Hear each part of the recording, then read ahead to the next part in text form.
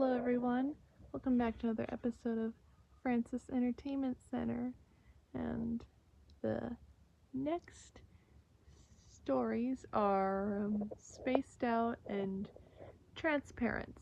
Enjoy the video.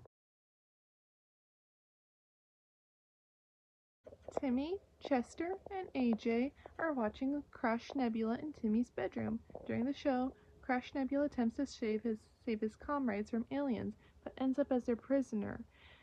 As the episode from Crush Nebula ends, the cliffhanger excites Timmy and his friends, and after they pretend to fight each other, Timmy as Crush Nebula and Chester and AJ as the two aliens.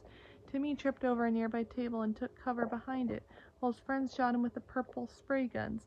Vicky overhears the commotion from downstairs in the living room, sniffs the air, and mutters, "I smell fun!"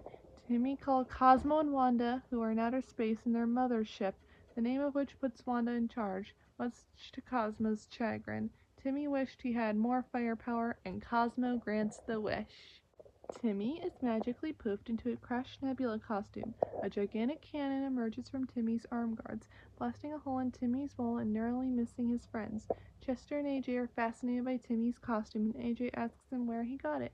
Timmy replies, "Internet." Chester says that all they needed now was a real alien to reenact an episode of Crush Nebula. Chester and AJ begin to leave, so Timmy quickly wishes for a real alien monster to play with him. In a flash of light, a green squid-like alien named Mark appears in front of them. Timmy compliments his fairies on how lifelike it looks, to which they respond they are not so good at creating aliens, so they borrowed a real one.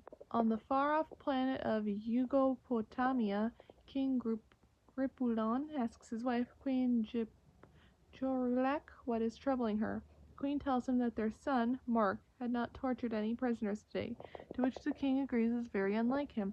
The king's computer tells him that Mark has been taken to the planet Earth, which causes the king to quickly spring into action, vowing to destroy the foul planet at once and then rescue Mark, to which the queen glares at him to correct the order of which he does those acts. Back on Earth, Chester and AJ are checking out Mark, believing him to be a realistic robot. Mark threatens to suck their brains out with bendy straws, but Chester and AJ simply believe he is spewing Crush Nebula dialogue and are not afraid of him at all. Vicky bursts into Timmy's room, shouting at the kids to keep it down. Timmy, Chester, and AJ tremble in fear, but Mark is in awe of her ability to scare people. Her terrifying behavior is actually quite romantic to his kind. She drags Mark off to get rid of him, while shouting at the others to clean up the mess they made in Timmy's room.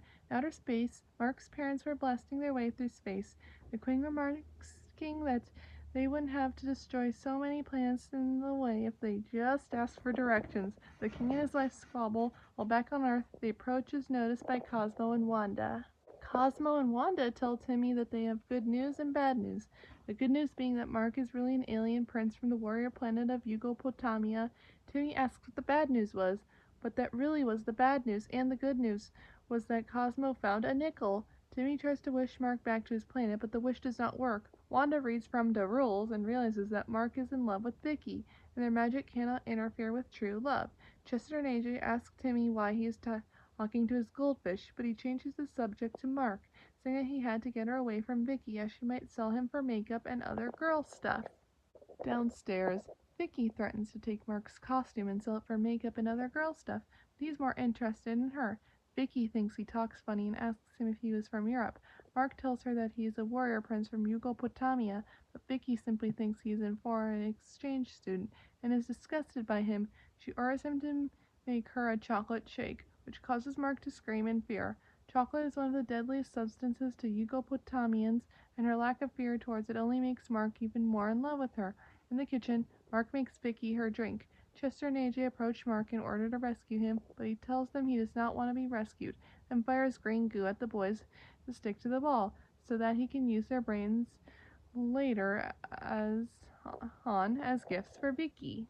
Timmy watches Mark's budding relationship with Vicky from upstairs, unable to fathom how anyone could fall in love with Vicky. Cosmo and Wanda check their wands and see that Yugopotamian fleet approaching. The Yugopotamians blow up Cosmo and Wanda's mothership from earlier and set their sights on Earth. Timmy realizes he is out of time and that he must speak to Mark's parents to see if they can locks him sent into their sun. Cosmo and Wanda poof Timmy to the king and queen's ship. They are stopped by a guard. They announce themselves as being from Earth and that they wish to speak to the king and queen.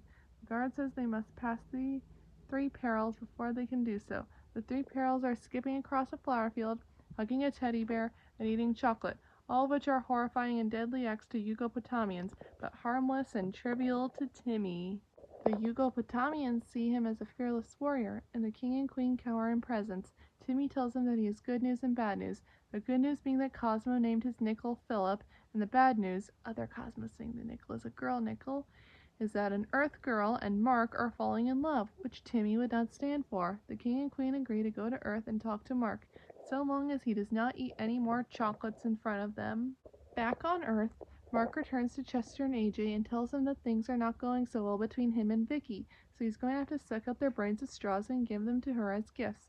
Chester and AJ, still thinking Mark is a Crash Nebula-themed robot, playing along with him by reciting lines from the earlier Crash Nebula episode.